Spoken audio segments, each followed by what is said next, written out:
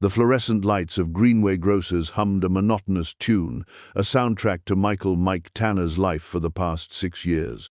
Each beep of his scanner, each rustle of a plastic bag, was a note in a symphony of soul-crushing routine.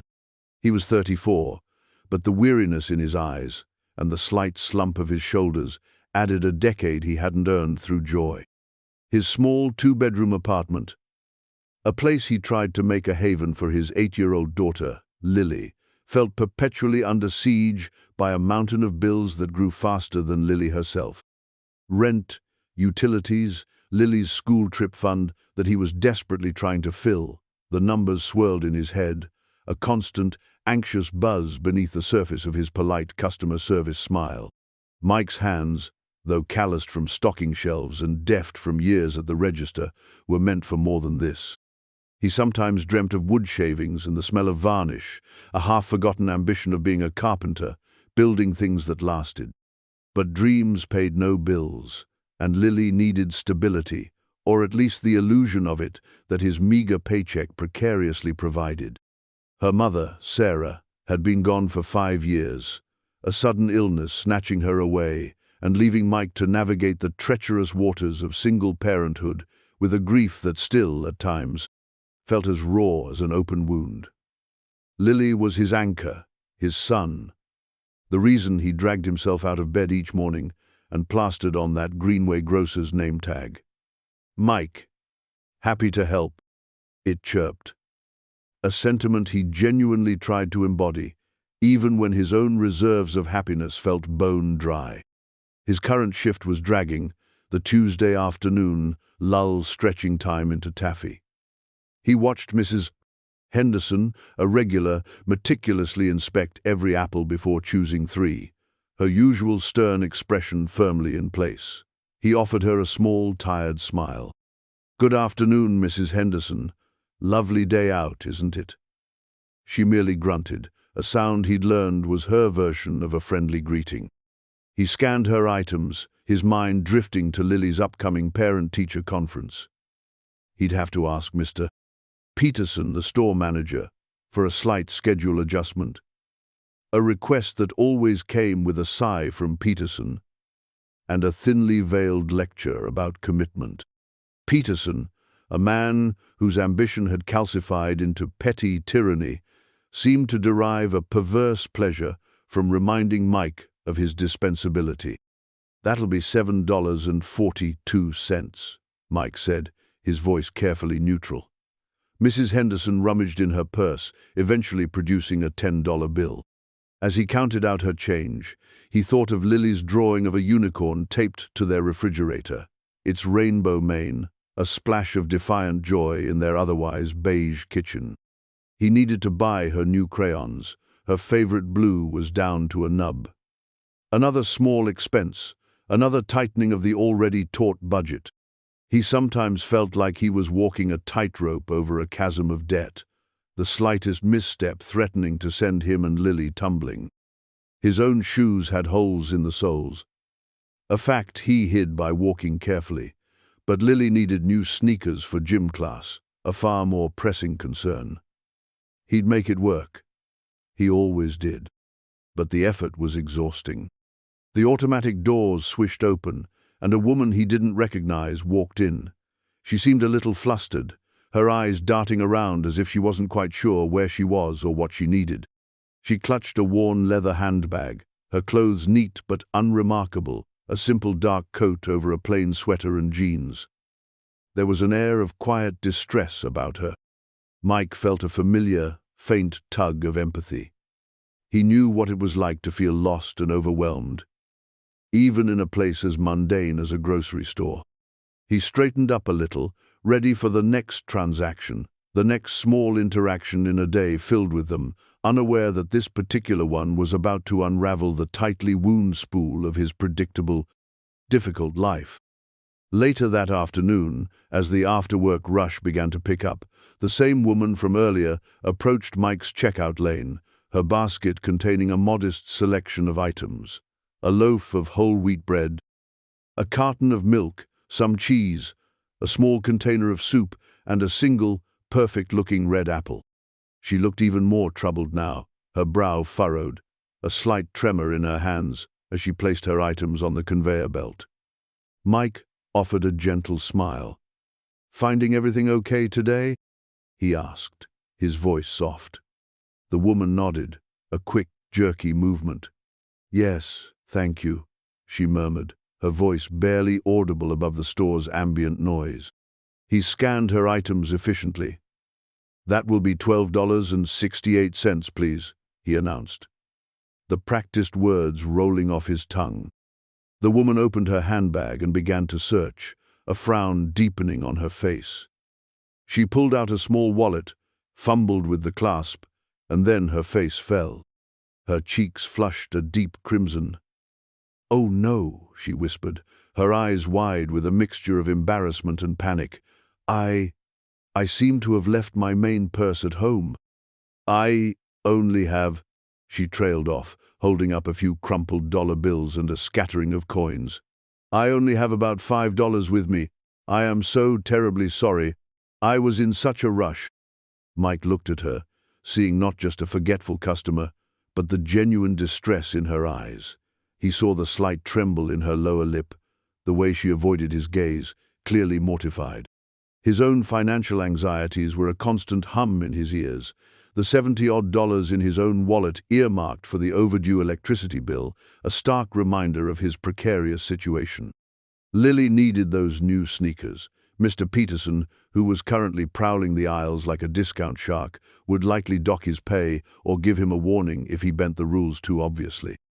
Every rational thought screamed at him to politely explain store policy, to ask her to leave the items and return when she had sufficient funds. It was the sensible thing to do. But then he saw the soup, the bread, the milk, simple, necessary things. He imagined Lily being hungry, or himself having to make that humiliating admission of not having enough.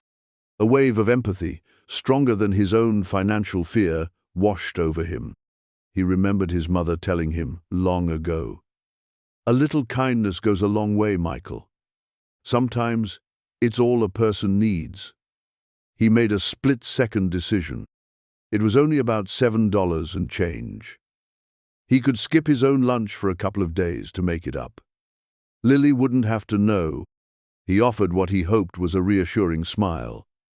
"Don't you worry about it," he said quietly, reaching for his own wallet. "It happens to the best of us. I'll cover the difference." The woman looked up, her eyes wide with disbelief. "Oh, I couldn't possibly let you do that," she stammered, her blush deepening. That's incredibly generous, but I can just put these back." Mike shook his head gently. "It's really no problem at all," he insisted, already pulling out a $10 bill from his sparse collection. "Consider it on the house today." He quickly completed the transaction, using her few dollars and then adding his own, handing her the receipt and her bagged groceries. "There you go." The woman stood there for a moment, speechless, clutching her bag. Tears welled in her eyes. I don't know what to say," she finally managed, her voice thick with emotion. "Thank you, truly. You have no idea. Thank you."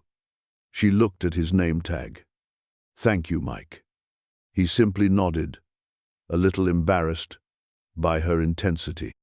"You have a good day now," he said, trying to sound casual. She gave him one last, grateful, searching look, then turned and hurried out of the store, disappearing into the late afternoon bustle. Mike watched her go, a small, warm feeling spreading through his chest, momentarily pushing aside his own worries. He'd done a good thing. It felt right. He just hoped Mr. Peterson hadn't noticed.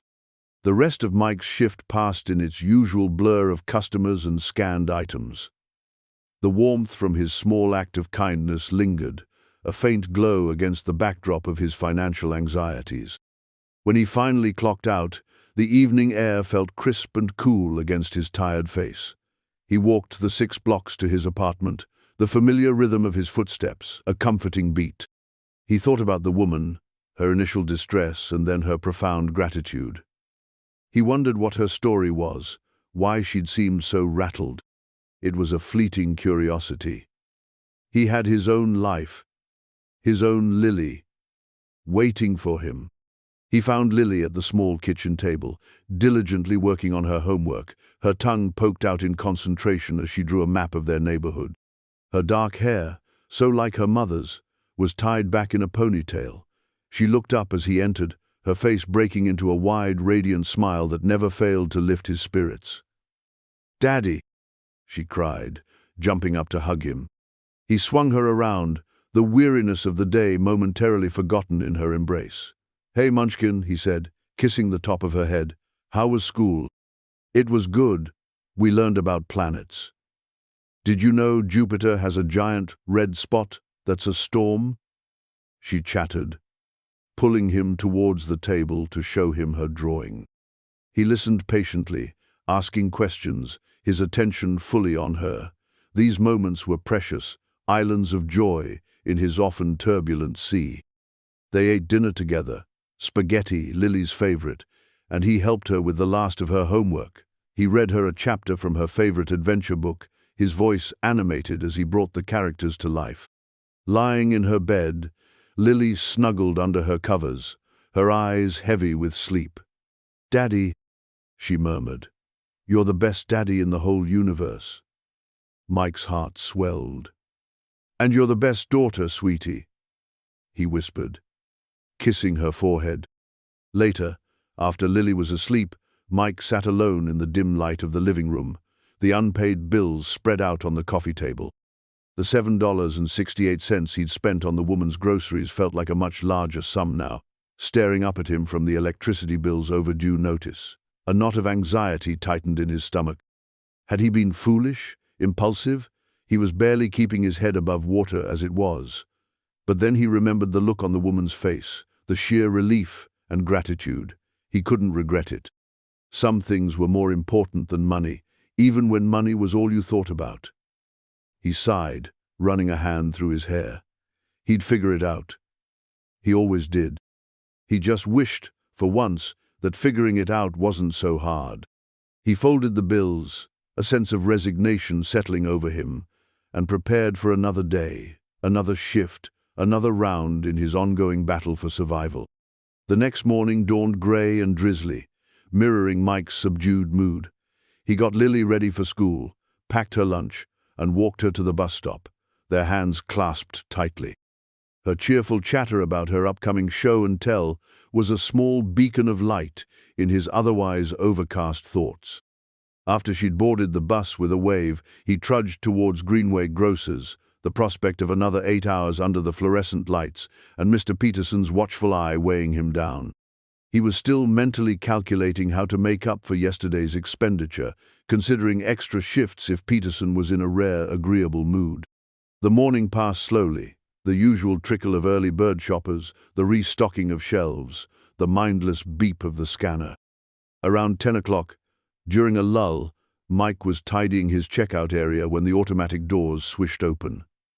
He glanced up, expecting a delivery driver or a regular, and his eyes widened slightly. It was her, the woman from yesterday, but she looked different, very different. Her hair, which had been slightly disheveled before, was now styled elegantly. She wore a tailored navy blue suit that spoke of quiet expense, and her handbag was a sleek, expensive-looking leather tote, a far cry from the worn one she'd carried previously. There was a composure about her now, an air of quiet authority that had been entirely absent the day before. She looked directly at him, a small, enigmatic smile playing on her lips. Mike felt a flicker of apprehension. Had she come back to repay him, or was there some problem? He braced himself, his customer service smile automatically clicking into place, though a knot of unease tightened in his stomach. She walked purposefully towards his lane, which was currently empty. "Good morning, Mike," she said, her voice calm and clear, much stronger than the timid whisper he remembered. "I was hoping I might have a word with you, if you have a moment. Perhaps when you're on a break." Mr. Peterson chose that exact moment to emerge from his office, his eyes immediately narrowing as he took in the scene. Mike, his checkout clerk, engaged in conversation with an impeccably dressed, obviously affluent woman. "Is there a problem here, Tanner?" Peterson asked.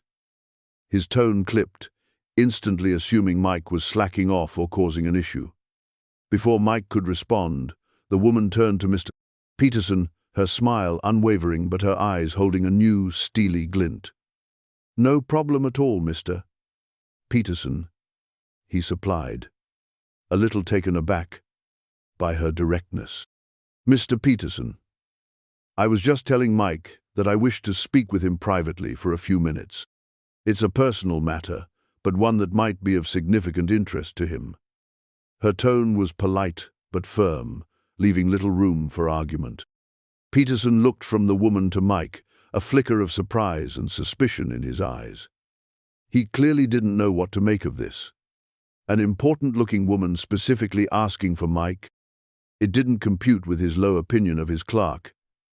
"Well, he's on the clock," Peterson grumbled, but the woman's confident demeanor seemed to have deflated some of his usual bluster. "I understand," she said smoothly. "Perhaps he could take an early break. I assure you, it won't take long, and I believe it would be worth his while." Mike felt a blush creep up his neck. He had no idea what was happening. Why was she here? What could she possibly want to discuss with him that was so important? He glanced at Peterson, who, after a moment's hesitation, grunted. "Fine. 10 minutes.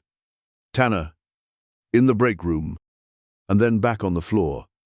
He gave Mike a sharp look, then turned and retreated to his office, clearly intrigued.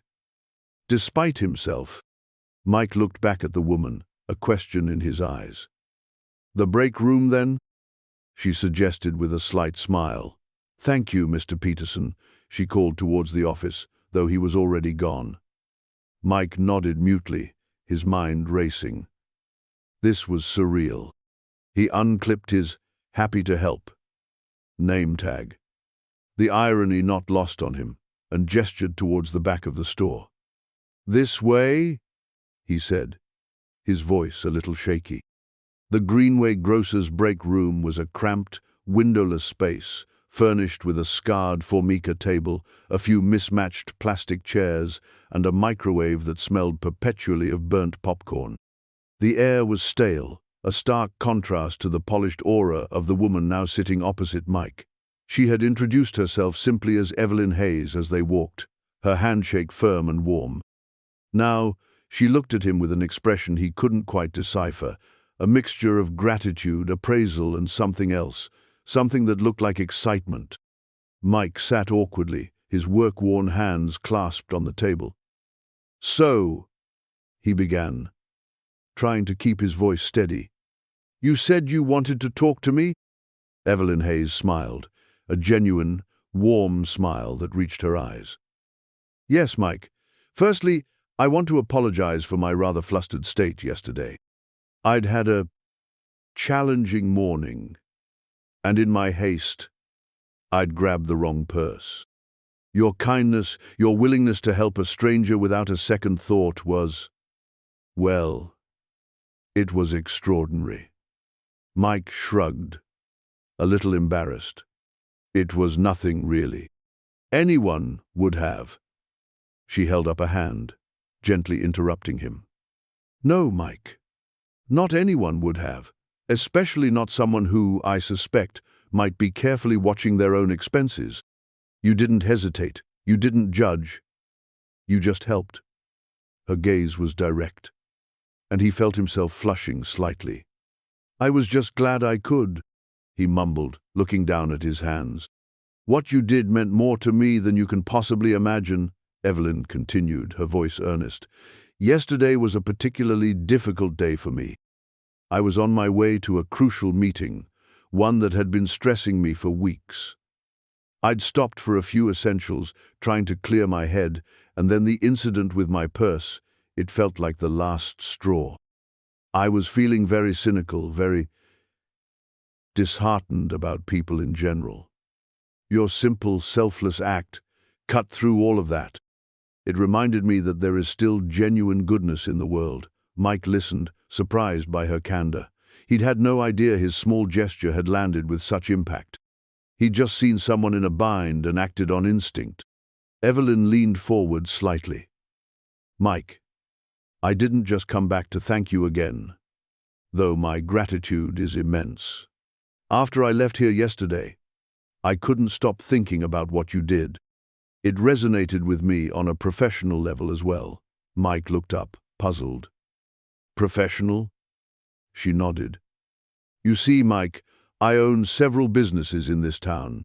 Cafes, a couple of small boutiques, a local bakery. I'm always looking for good people, people with integrity, with genuine empathy. Those qualities are rarer than you might think and far more valuable than any degree or resume." Mike stared at her, his mind struggling to process this. This woman who he'd helped buy a few groceries was a successful business owner? The pieces suddenly clicked into place, her polished appearance today, her confident demeanor. "I'm currently planning a new venture," Evelyn went on, her eyes sparkling with enthusiasm. "A community-focused cafe and bookstore. A place where people can connect, relax, feel welcomed. It's a passion project for me, and I believe it has tremendous potential." She paused, then looked directly at him. "Mike, I was incredibly impressed by your character yesterday. Your calm demeanor under pressure, your kindness, your inherent decency. These are the qualities I want at the heart of my new business. So, I have a proposal for you." Mike's heart began to pound. A proposal? What kind of proposal? He could barely manage his checkout lane some days. What could she possibly want with him? His mind reeled with a mixture of disbelief and a dawning, terrifying hope. He felt like he was on the edge of a precipice, the world tilting crazily beneath his feet. Mr. Peterson's voice suddenly boomed from outside the break room door. "Tanner, your 10 minutes are nearly up." The mundane interruption shattered the charged atmosphere. Evelyn Hayes didn't flinch. She simply smiled at Mike. "It seems our time is short for now," she said calmly. "My proposal, Mike, is this. I want to offer you a partnership in my new venture. Not just a job, but a genuine stake in the business. I believe your inherent understanding of people and your quiet strength would be an invaluable asset." Mike's jaw literally dropped. A partnership? Him? A grocery store clerk with holes in his shoes and a mountain of debt? It was insane. It was impossible. He felt a wave of dizziness wash over him. A partnership?" he stammered, his voice barely a whisper. "But I don't know anything about running a business. I just scan groceries." Evelyn's smile softened with understanding. "You know about people, Mike. You know about kindness. Those are the foundations. Business skills can be learned, especially when you have passion and the right mentor. I can teach you the business side. What I can't teach is the kind of person you are." She reached into her elegant tote bag and pulled out a business card and a slim, unmarked envelope. She slid them across the table to him. "This is my card. My direct line is on it." The envelope contains some preliminary information about the project, nothing too overwhelming, just an outline to give you a feel for it. Her eyes met his, serious and sincere.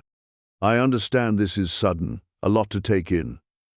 I don't expect an answer immediately. Take your time. Think about it. Talk it over with, well, with anyone you need to." She glanced briefly towards the main store.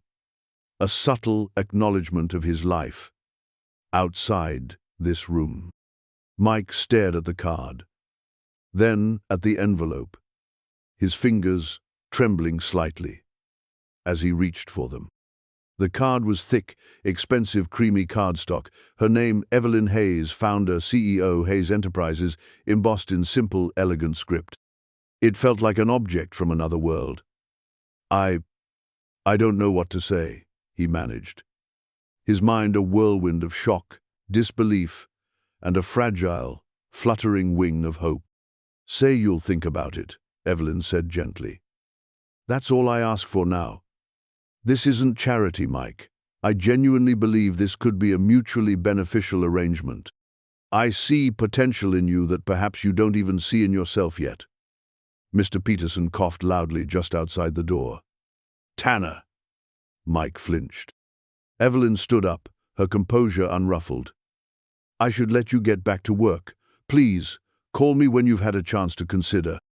Or if you have any questions at all." She offered her hand again. He took it, his own rough and calloused against her smooth, firm grip. "Thank you, Miss Hayes," he said, his voice still shaky. For this. For considering me. "Thank you for yesterday, Mike," she replied warmly. "I hope to hear from you soon." And with a final, encouraging smile, she was gone, leaving Mike sitting alone in the drab break room, the business card and envelope feeling like a brand on his palm, the scent of her expensive perfume lingering faintly in the stale air. He felt as though the solid ground beneath him had just turned into a churning ocean. The rest of Mike's shift was a surreal blur. He operated on autopilot, scanning items, making change, offering his usual polite service, but his mind was miles away, replaying Evelyn Hayes's words, her astonishing offer, a partnership. Him, Mike Tanner, a partner in a business. It sounded like something out of a dream or a movie. He kept touching the pocket where he'd stashed her card and the envelope, a constant, tangible reminder that it had actually happened. Mr. Peterson watched him like a hawk for a while, his curiosity clearly piqued, but Mike offered no explanation, his face a mask of carefully constructed neutrality. He couldn't have explained it if he'd tried. How could he articulate the maelstrom of emotions, the disbelief, the fear, the wild, improbable hope that was raging inside him? When he finally got home that evening, Lily was already there, her after-school caregiver, old Mrs. Gable from next door, just leaving. Lily chatted about her day, about how she'd aced her spelling test, but Mike found it hard to concentrate, his mind still grappling with Evelyn's proposition. After dinner, once Lily was engrossed in a cartoon, he finally pulled out the envelope. His hands trembled slightly as he opened it. Inside were a few pages, beautifully printed, with architectural sketches of a charming two-story building with large windows, a welcoming porch, and a sign that read, "The Hearth, Haven Cafe, and Books." There was a brief mission statement about creating a community hub, a place of warmth, connection, and good coffee. It spoke of locally sourced ingredients, supporting local artists and authors, of creating an atmosphere where everyone felt like a regular. It sounded wonderful. It sounded impossible for him to be a part of. What did he know about bookstores or cafes? His culinary expertise extended to spaghetti and scrambled eggs. His literary tastes ran more to Lily's adventure stories than to anything that might be stocked in a discerning bookstore. The fear was a cold knot in his stomach. This was out of his league, way out of his depth. He was a grocery clerk. He was good at his job. Efficient. Polite. But this was a different universe. He thought of Mr. Peterson's sneering face, of the constant struggle to make ends meet. The idea of escaping that, of building something, of having a real future for Lily, it was a powerful lure. But the risk felt monumental. What if he failed? What if he let Evelyn Hayes down? What if he made a fool of himself? The weight of his insecurities pressed down on him, heavy and suffocating. He was comfortable in his misery, in a strange way. It was familiar. This new path was terrifyingly unknown. He spent the next few days in a state of profound indecision. He reread the pages from Evelyn, studied the sketches until he could visualize every detail of the hearth, haven. He found himself imagining what it would be like to work there, not as a clerk, but as a partner. He imagined greeting customers, not with the tired, practiced smile of Greenway Grocers, but with genuine warmth, in a place he helped build. He thought about Lily, about the kind of future this could offer her. No more holes in his shoes, no more agonizing over the electricity bill. Maybe even a small yard for her to play in one day. The what-ifs were intoxicating, but the fear remained a stubborn counterweight. He tried to talk to Lily about it, in vague terms. "Sweetie," he began one evening as he tucked her into bed, "what if Daddy had a chance to do a new job? A really different job?" Lily looked at him, her eyes wide and serious. "Like being an astronaut?" she asked. Mike chuckled. "Not quite that different. But a job where I could help build a new place, a nice place for people to go." Lily considered this. "Would you be happy, Daddy?" she asked, her small hand reaching for his. Her simple question cut through his complex anxieties. Would he be happy? He thought of the daily grind at Greenway, the constant worry. Then he thought of the sketches, of Evelyn Hayes's belief in him. "Yes, Munchkin," he said, his voice a little thick. I think I could be very happy." "Then you should do it," Lily said with the unwavering conviction of an 8-year-old. "If it makes you happy, you should do it." Her innocent wisdom struck him deeply. Evelyn, true to her word, didn't pressure him. She'd given him space, time to think. But Mike knew he couldn't procrastinate forever. The offer felt like a lifeline thrown to a drowning man. He was terrified to grab it, but even more terrified to let it drift away. He thought about Sarah, about the dreams they'd once shared before life. And then her illness had cruelly intervened. She would have told him to go for it. She always believed in him more than he believed in himself. The memory of her steadfast faith gave him a small surge of courage. He owed it to her, to Lily, and perhaps even to himself, to at least explore this, to take one brave step into the unknown. A week after Evelyn Hayes's visit to the break room, Mike found himself standing outside a beautifully restored Victorian building on a tree-lined street downtown. The sign above the door, crafted from reclaimed wood, read, "The Gilded Bean Cafe." This was one of Evelyn's existing businesses, the one she'd suggested he visit if he wanted to see her vision in action. He'd called her the day before, his voice nervous but resolved, and asked if he could take her up on the offer to see more. She had sounded genuinely pleased, her warmth radiating even through the phone. Taking a deep breath, Mike pushed open the heavy oak door. The interior was stunning, warm lighting, exposed brick walls adorned with local art, comfortable armchairs clustered around low tables, and the rich aroma of coffee and freshly baked pastries hung in the air.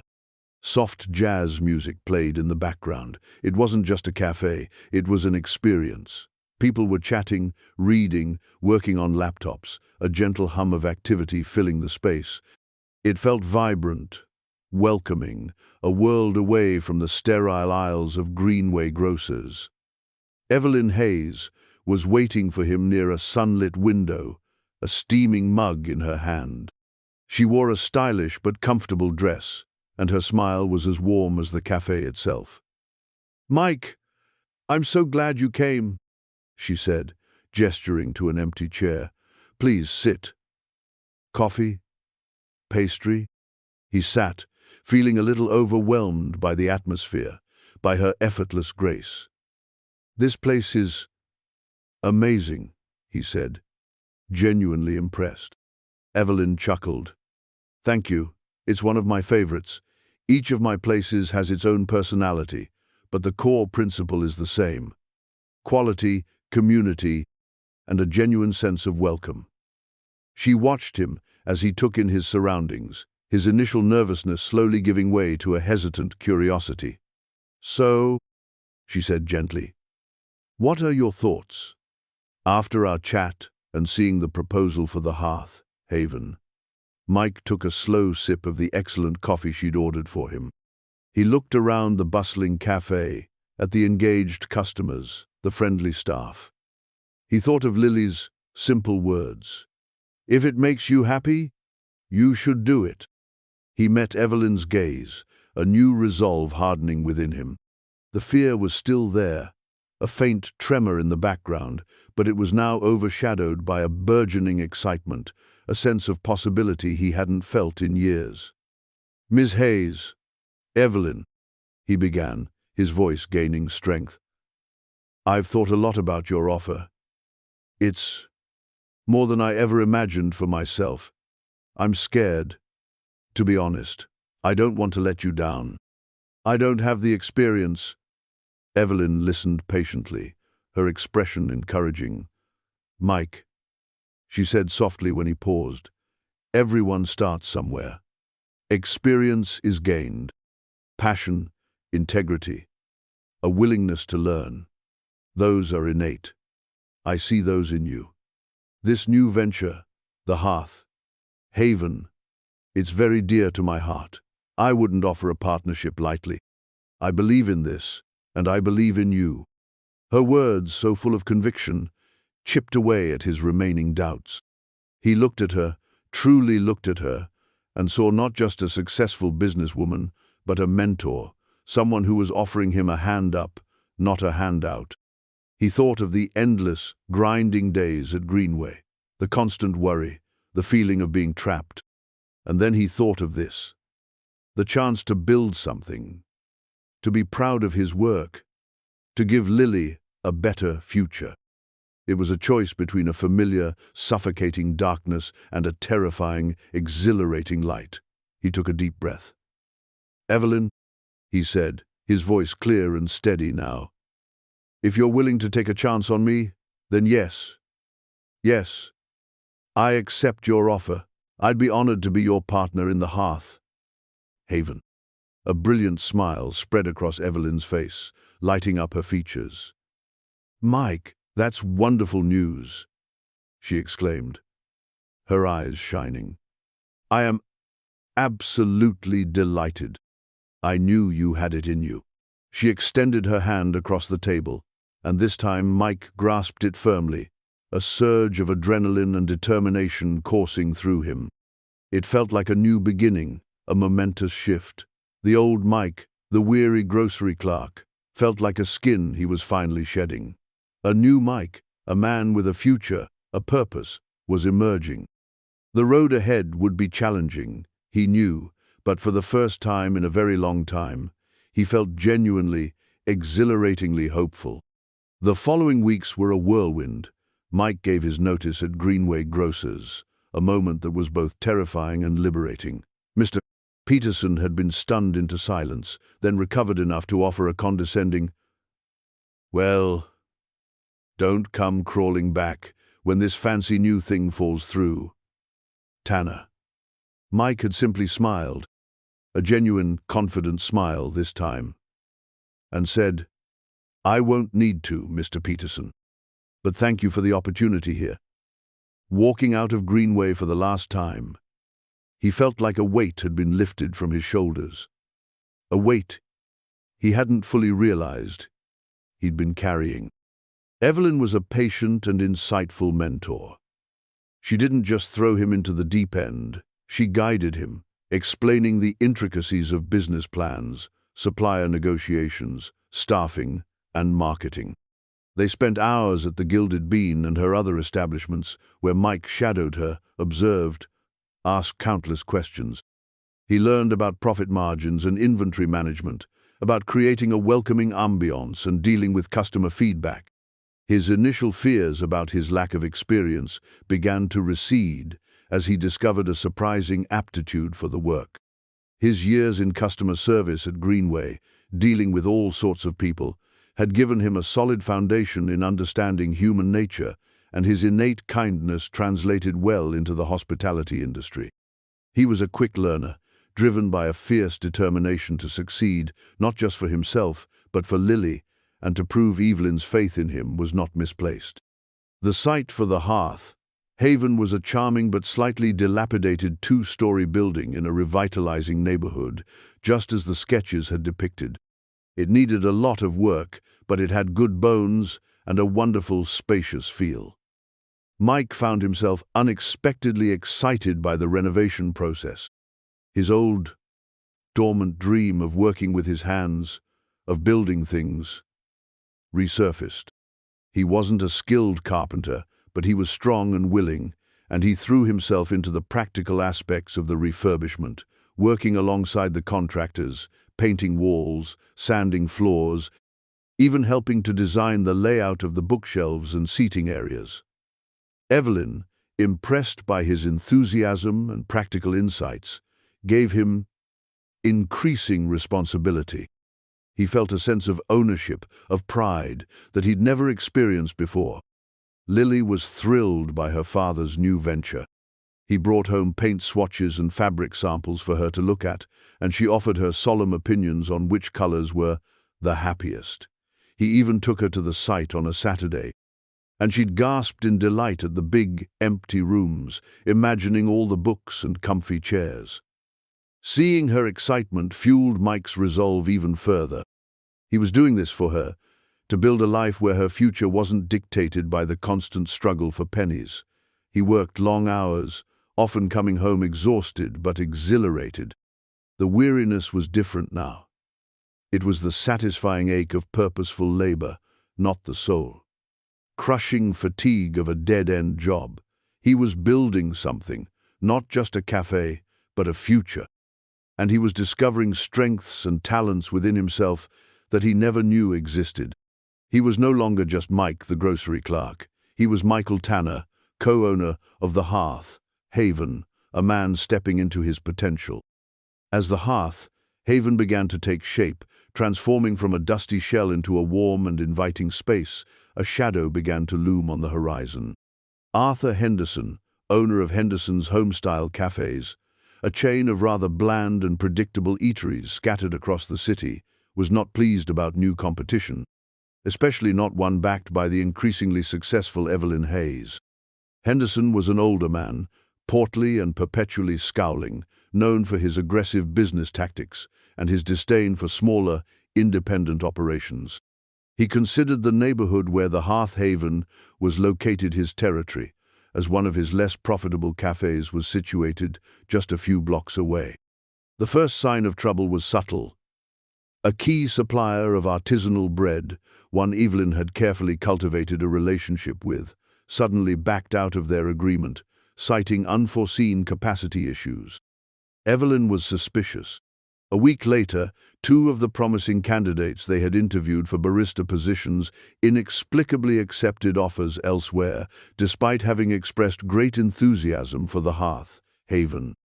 Then, negative comments, clearly fabricated and filled with inaccuracies, began appearing on local online forums about the yet-to-open cafe, questioning its hygiene standards and the experience of its management.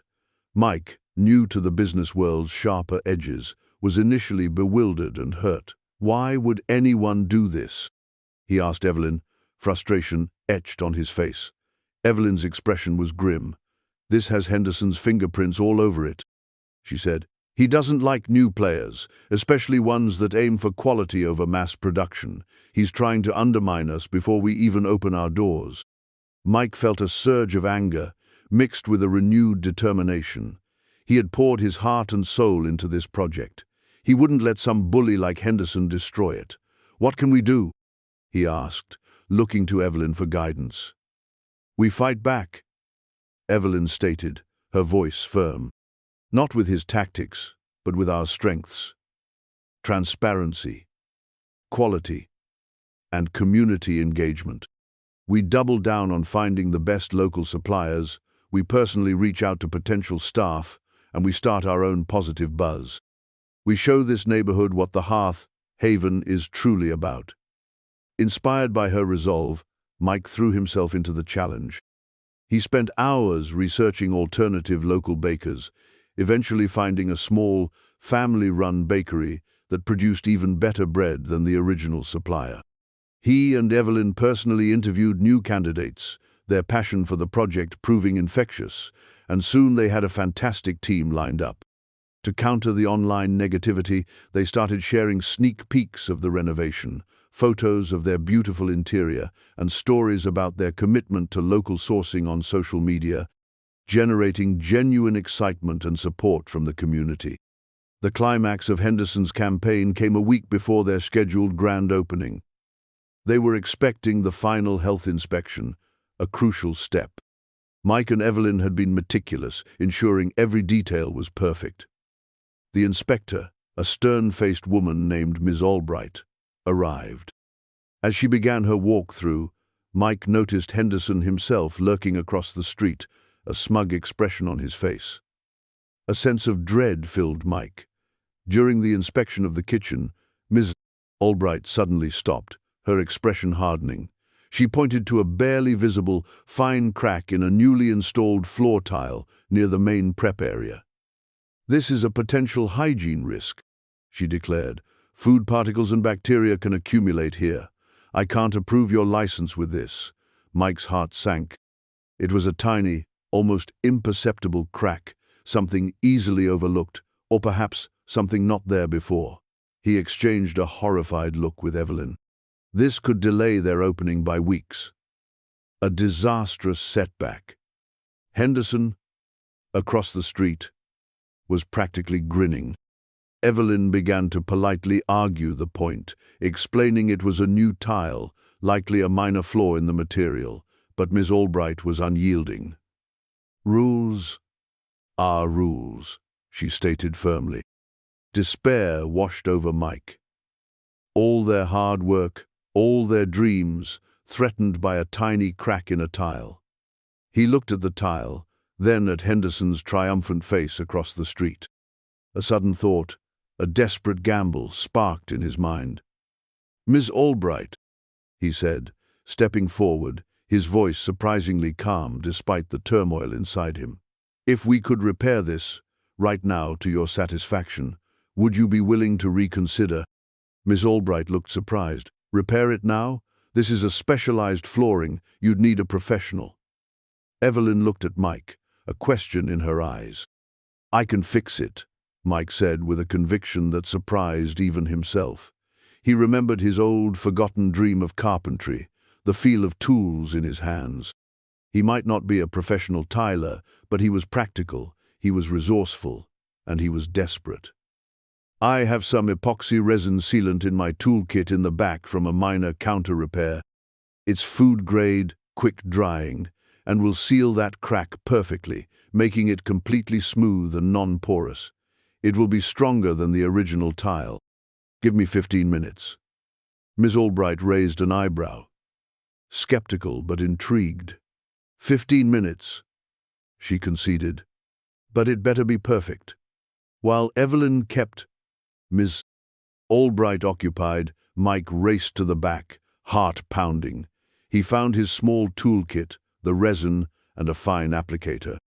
His hands were surprisingly steady as he meticulously cleaned the tiny crack and then carefully, expertly applied the sealant, smoothing it until it was invisible, seamless. He'd watched countless DIY videos in the past, always dreaming of having his own projects. Now, that obscure knowledge was proving crucial. He worked with intense focus, the fate of the hearth haven resting on this tiny repair.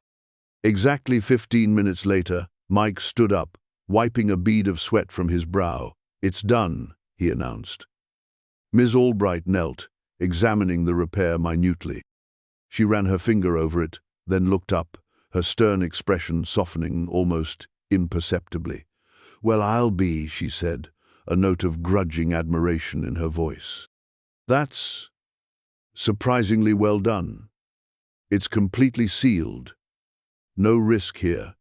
She stood up, looked around the gleaming kitchen, then at Mike and Evelyn. "Everything else is immaculate. Congratulations, Mr. Tanner, Ms. Hayes. You have your permit." Relief, so potent it was almost dizzying, flooded through Mike. He leaned against a counter, his legs suddenly weak. Evelyn beamed, clasping his arm. "You did it, Mike. You saved us." Across the street, Henderson's smug grin had vanished, replaced by a look of utter disbelief and fury as Miss Albright posted the approved permit in their window. He turned and stormed off, defeated. The grand opening of the hearth, Haven a week later, was a triumph.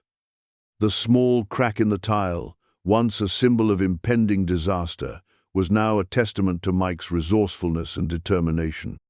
Word of Henderson's tactics and Mike's clever solution had subtly spread through the neighborhood, earning the hearth, Haven, even more goodwill. The cafe was packed from morning till night. The aroma of coffee, books, and delicious food filled the air, mingled with the happy chatter of customers. Mike, dressed in a smart but comfortable new apron bearing the cafe's logo, moved through the bustling space, a genuine smile on his face. He greeted customers, helped the staff, even brewed a few espressos himself, his movements surprisingly adept. He felt a sense of belonging, of pride, that was utterly new and exhilarating. Evelyn watched him, her heart swelling with a mixture of pride and affection. He was a natural. Her gamble on the kind-hearted grocery clerk had paid off beyond her wildest dreams. He wasn't just a partner, he was the heart of the hearth. Haven, his quiet warmth and genuine care, setting the tone for the entire establishment. Lily was there, of course, her eyes shining as she helped hand out small cookies to the guests, looking incredibly proud of her father. She ran up to him, throwing her arms around his legs. "Daddy, this is the best place in the whole world," she declared. Mike scooped her up, his heart overflowing. "I think you might be right, Munchkin," he said, kissing her cheek. He caught Evelyn's eye across the crowded room and raised his coffee cup in a silent toast. She smiled back, a radiant, joyful smile. They had done it. Against the odds, against the machinations of a petty rival, they had built something beautiful. In the weeks that followed, the hearth, Haven settled into a comfortable rhythm, quickly becoming a beloved neighborhood institution. Mike thrived in his new role. He discovered a passion for curating the book selection, for organizing local author readings, and for simply connecting with the people who came through their doors. He learned names, remembered coffee orders, and always had a kind word or a listening ear. His past life as a grocery clerk felt like a distant dream, a life lived by someone else. The constant anxiety about bills had been replaced by a sense of purpose and accomplishment. He still worked hard, long hours, but it was a joyful, fulfilling labor. His partnership with Evelyn deepened into a strong, respectful friendship. They made a good team, her business acumen and vision perfectly complemented by his people skills and practical approach. They made decisions together, celebrated successes, and navigated the occasional small challenge with mutual trust and support. Evelyn often brought her own daughter, a teenager named Chloe, to the cafe, and soon Lily and Chloe were firm friends, adding another layer to their unconventional found family. Mike's apartment, once a place of quiet worry, was now filled with more laughter, more hope. He could afford Lily's school trips without a second thought, bought her those new sneakers, and even started a college fund for her. He even fixed the holes in his own shoes, a small but significant symbol of his changed fortunes. Mr. Henderson's home-style cafe down the street, meanwhile, saw a noticeable decline in business. People were drawn to the warmth, quality, and genuine community spirit of the hearth, Haven, qualities Henderson's establishment sorely lacked. His underhanded tactics had backfired, earning him a reputation for pettiness rather than respect. Justice, it seemed, had a way of serving itself, sometimes with a side of artisanal coffee. Mike felt no triumph in Henderson's struggles, only a quiet satisfaction that their own integrity had prevailed. He was too busy building something positive to dwell on negativity. A year after the hearth, Haven's grand opening, Mike stood by the large front window, watching the gentle fall of autumn leaves on the bustling street. The cafe was alive with the comfortable murmur of conversation, the clink of cups, the rustle of turning pages. Lily, now 9, sat in a cozy armchair, engrossed in a new adventure book, a contented smile on her face. Evelyn joined him, placing a comforting hand on his shoulder. "It's hard to believe it's only been a year, isn't it?" she said, her voice soft. So much has changed. Mike nodded, a reflective smile on his face. It feels like a lifetime ago that I was scanning groceries at Greenway, he admitted. Sometimes I still can't believe this is real. He looked around the beautiful space he had helped create. A place that was more than just a business. It was a sanctuary, a hub, a home, away from home for so many. He was no longer just surviving, he was thriving. He had found a purpose, a community, and a deep sense of fulfillment.